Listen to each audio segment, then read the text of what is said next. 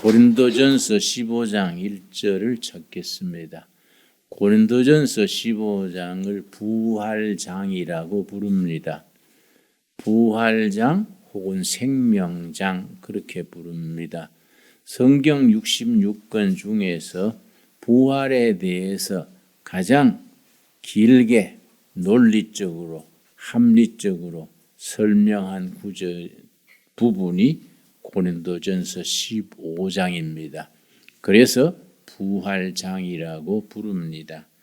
15장 1절 형제들아 내가 너희에게 전한 복음을 너희에게 알게 하노니 사도 바울이 고린도 교회 교인들에게 전한 복음 그 복음입니다.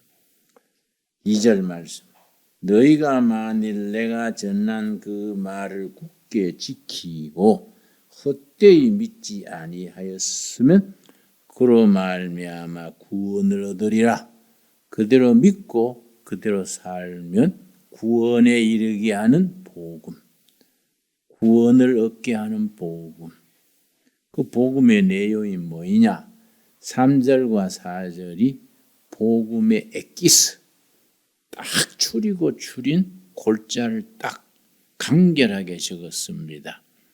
3절 내가 받은 것을 먼저 너희에게 전하였노니 사도 바울이 받은 것을 고린도 교회 교인들에게 전하였노니 이는 성경대로 그 성경은 신약 성경은 아직 나오기 전이니까 구약 성경을 말합니다.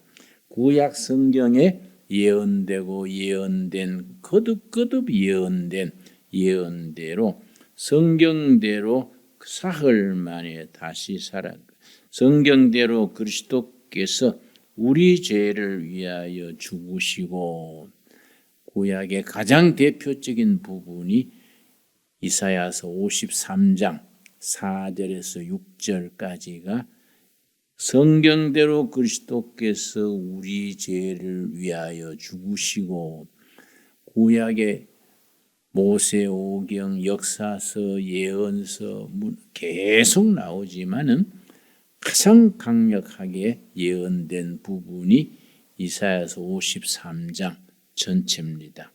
성경대로 우리 죄를 위하여 그리스도께서 죽으시고 4절 장사 지낸 바 되었다가 성경대로 역시 구약 성경에 예언된 대로 사흘 만에 다시 살아나사 호세아서 6장을 말합니다. 호세아서 6장 1절 2절 그 부분에 죽은 지 사흘 만에 부활하실 메시아에 대한 예언이 있습니다. 여러 곳에 있지만 대표적인 경우가 호세아서 6장 1절 2절입니다. 자, 5절 게바에게 보이시고 후에 12제자에게와 그 후에 500여 형제에게 일시에 보이셨나니 그 중에 지금까지 대다수는 살아있고 어떤 사람은 잠들었으며 이 괜히 부활했다 소문으로 가는 게 아니다. 부활하신 예수님을 500여 명이 봤다. 500여 명이 부활하신 예수님을 봤던 그분들 중에 절반은 돌아가시고 절반은 아직 살아있지 않느냐. 그래서 부활 소식이 그냥 소문으로 전해지는 게 아니다. 500여 명에게 보이셨는데 절반은 살아있지 않느냐. 7절 그 후에 야고보에게 보이셨으며 야고보, 제임스입니다. 영어로는 제임스. 그래서 그 기독교 문화권에는 성경의 인물들을 자기 이름으로 짓는데 바울은 폴, 베드로는 피터, 다윗은 데이비드 그러는데 가장 많이 지은 이름이 야고보입니다. 야고보. 영어로 제임스지요. 그 영어 이름 중에 제임스가 제일 많고 그 다음에 폴, 바울, 셋째 피터 이렇게 베드로 나갑니다. 그 야고보에게 부활하신 주님을 보이셨고 그 후에 모든 사도에게와 맨 나중에 만삭되지 못하여 난 자 같은 내게도 보이셨느니라. 미수가를 말하지요. 10달 채우지 못하고 8달 반 만에 났다든지 뭐 이렇게 9개월 만에 났다든지 그래서 8달 반 만에 미수가로 난 아이들을 8.15 10달 못 채우고 8달 반 만에 났다고. 그래서 조금 시원찮은 애들 보면 애들 놀릴 때 어이 8.15 그럽니다. 사도 바울이 자기 자신을 그렇게 낮추는 겁니다. 내가 사람 중에 좀 뒤처진 달수를 채우지 못하고 난 8.15 같은 미수가 나에게도 예수님이 친히 보이셨다. 그걸 감히 부정할 사람이 어디 있느냐. 그런데 12절이 중요하지요. 초대교회 고린도 교회 때부터 예수 부활을 안 믿는 사람들이 교회 다니는 사람들 중에 있는 거예요. 교회는 다니는데 예수 부활은 믿지 못하는 사람들이 그때도 있었습니다. 12절이지요. 그리스도께서 죽은 자 가운데서 다시 살아나셨다 전파되었거늘 너희 중에서 어떤 사람들은 어찌하여 죽은 자 가운데서 부활이 없다 하느냐. 이렇게 부활하신 예수님이 500여 명에게 보이시고 제임스, 야고보에게도 보이시고 미수가 같은 나에까지 보였는데 어떻게 너희들 중에는 부활이 없다고 하느냐. 그 말이 안 되지 않느냐. 그래서 부활신앙이 엉터리다는 그런 얘기는 크게 세 가지입니다. 첫째는 기절설. 예수님이 십자가 위에서 잠깐 기절했다. 기절한 상태에서 예수님을 내렸으니까 나중에 깨어난 거이다. 첫째가 기절설입니다. 둘째는 도적설입니다. 사실은 부활하신 게 아니고 아리마대 요셉이 그 당시에 부요한 실력자인데 그 예수님을 이렇게 십자가에서 내려가지고 자기 무덤에 모셨다가 나중에 다른 로마 군인들이 병정들이 보초를 섰지요. 로마 군인들한테 한 푼 집어주고 시체를 훔쳐냈다. 그래서 부활하셨다. 빈 무덤이다. 그렇게 떠든 것이다. 그렇게 얘기들을 하는 게 도적설입니다. 세 번째는 이제 의미설. 실제 예수님이 부활했냐 안 했냐 이게 중요한 게 아니다. 역사적인 사실이 아니더라도 부활이라는 그 의미 그 자체가 중요한 것이지 뭐 역사적인 사실로 우리가 안 받아들여도 부활하신 예수님이 참 그 뜻을 받아들이면 안 되는 거 아니냐. 그래서 여러분 저 신앙 영화 중에 그 아주 위대한 영화 있지요. 예수님이 부활이 너무 엉터리다. 장군 출신인데 이 장군 출신인데 자꾸 그 사병들 중에 장교들 중에도 뭐 예수 부활하셨다. 기독교 진리다 하니까 아이고 참 정신 빠진 것들. 어떻게 예수 부활 그런 걸 믿느냐. 어떤 시대인데 죽은 자 가운데 부활 그런 걸 믿느냐. 기독교 신앙이 엉터리다. 그걸 자기가 증명하려고 성경을 사가지고 읽었어요. 뭐 성경에 엉터리가 많은 겁니다. 뭐 예수님이 물 위로 걸어가셨다. 그것도 X 치는 거예요. 자기가 뭔 잠수함이건데 물 위로 갔을까? 응? 그 안개 낀 날 그 갯벌에 걸어가는 거 보고 그렇겠지. 그러고 뭐 하늘에서 불이 내려와서 태웠다. 그러니까 아이고 비 오는 날 천둥 번개 치는 거 보고 그랬겠지. 성경을 읽을수록 이 엉터리인 거예요. 그래서 이제 내가 이걸 전부 읽고 성경의 엉터리라는 것을 증명해야지. 그렇게 또 읽고 성경의 약점 찾아내려고 열심히 읽다가 예수님을 믿어버린 걸 믿게 된 거죠. 부활하신 예수님이 정말 사실이구나. 정말 예수님은 부활하셨구나. 기독교가 엉터리라는 것을 증명하려고 성경 읽다가 영의 눈이 열려가지고 부활하신 예수님을 영접하고 신앙을 가지게 된 거지요.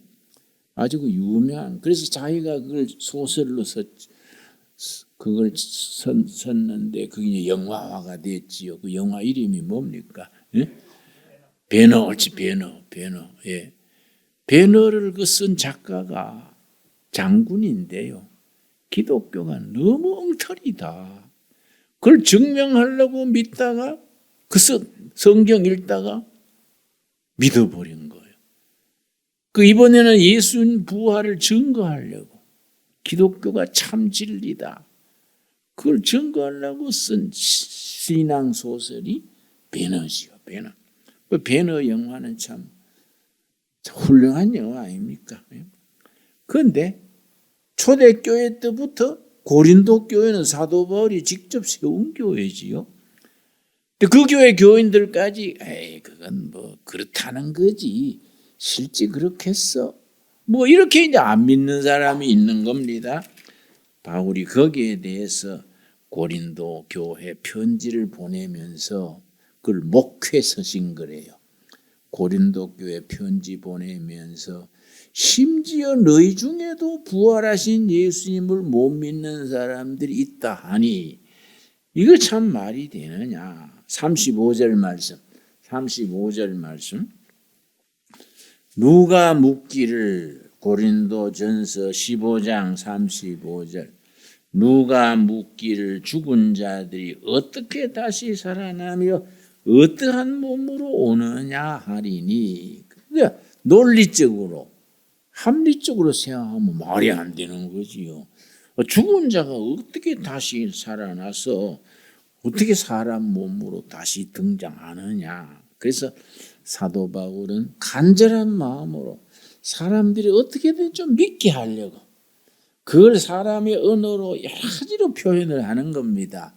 부활한 걸 사실을 합리적으로 논리적으로 해보려고 아주 바울이 고린도전서 15장에 열심히 적었습니다.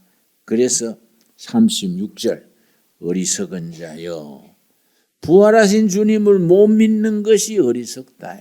난 그래 생각합니다. 예수님에 대해서 기독교에 대해서 제대로 설명을 해주면 누가 안 믿겠냐. 사람들이 신앙을 못 가지는 것은 몰라서 못 믿지 알면 누가 안 믿겠느냐. 그래서 우리가 전도자의 사명이 있지요. 우리가 믿는 신앙, 내가 예수 믿고 어떻게 내 삶이 변화되고 부활하신 예수님이 나한테 어떻게 주인으로서 역사하셨다. 그걸 삶으로, 말로, 행함으로 제대로 보여주면 예수는 믿게 돼 있다는 거이지요.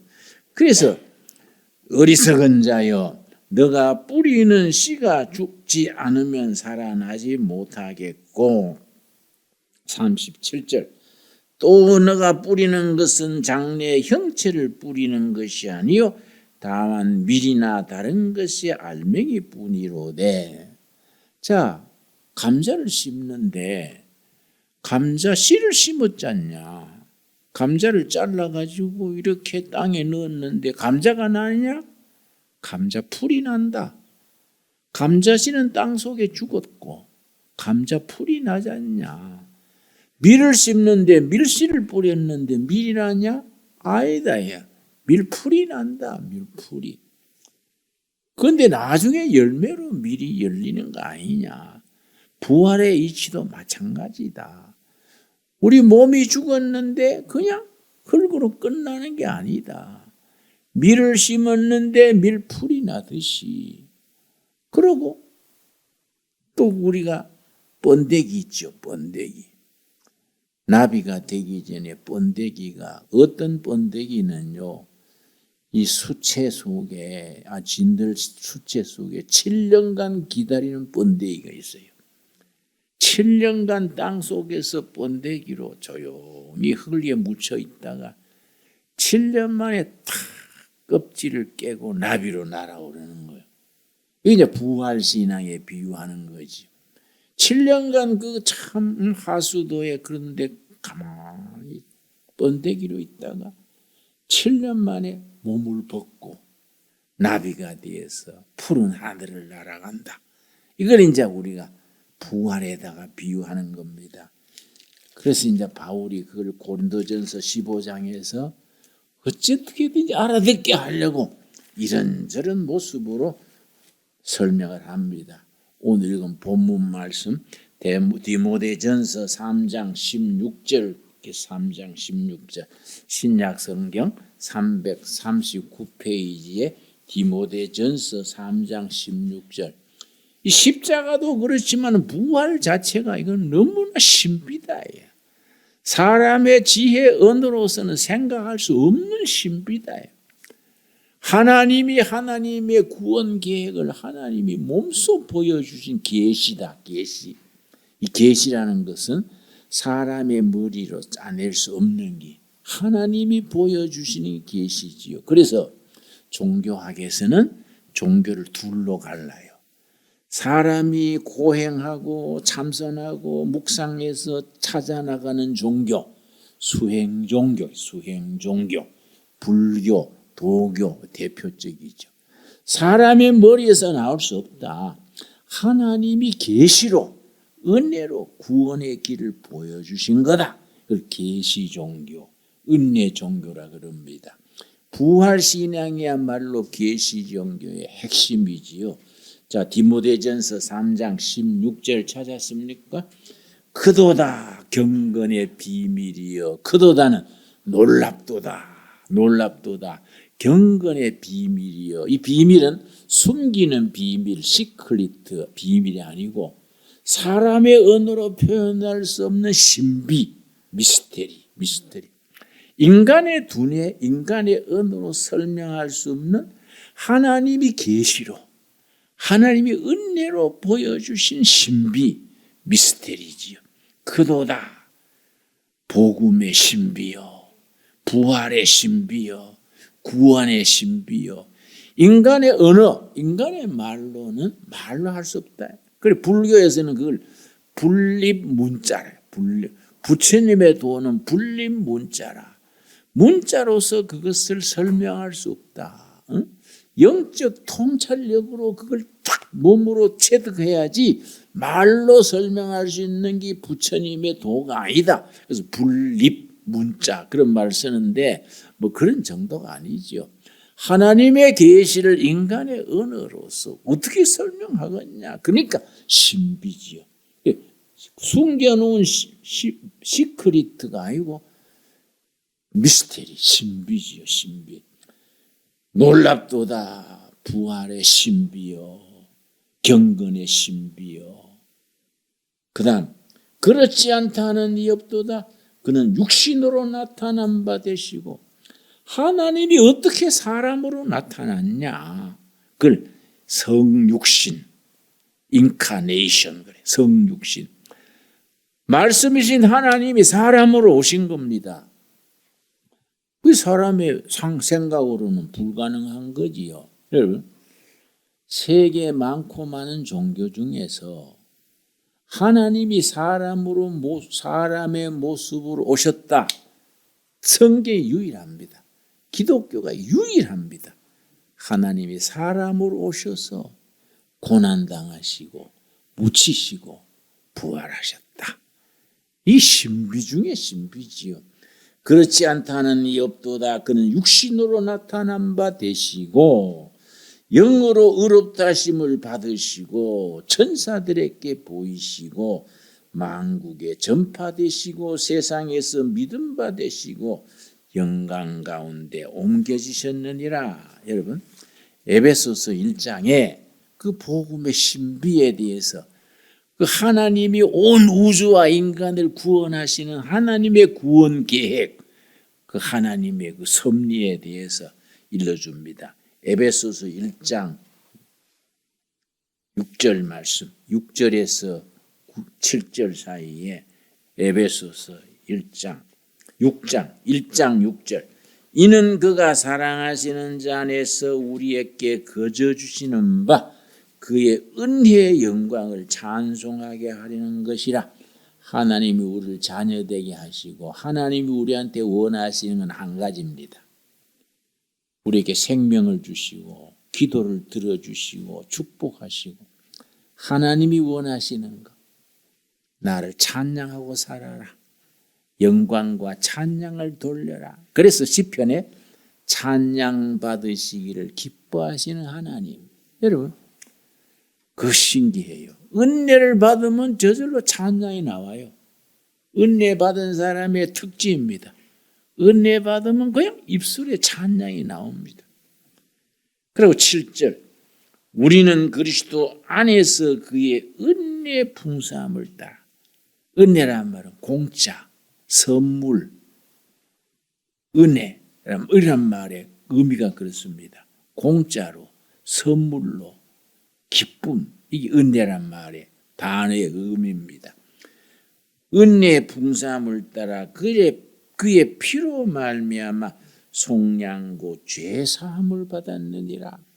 그래서 9절 10절이 하나님의 그 신비의 복음에 대해서 9절 그 뜻의 비밀을 하나님이 인간과 우주를 구원하시는 하나님의 비밀, 그 신비를 우리에게 알리신 것이요 그의 기뻐하심을 따라 그리스도 안에서 때가 찬 경륜을 위하여 예정하신 것이라.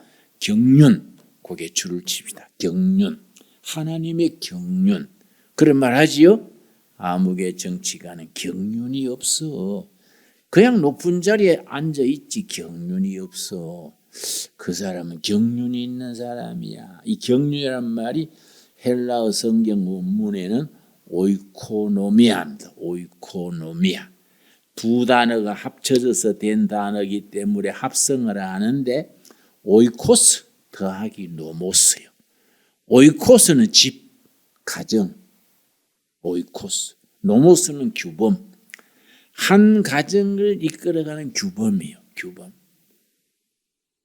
그런데 하나님이 우주라는 집을 다스리시는 하나님의 경륜. 엄청난 우주가 있지 않습니까? 온 우주를 하나님이 이끄시는 하나님의 경륜, 오이코노미아. 하나님의 살림살이에요. 온 우주를 다스리시는 하나님의 살림살이. 그걸 그 경륜을 우리에게 보여주신 거예요. 누구를 통해서? 예수님을 통해서.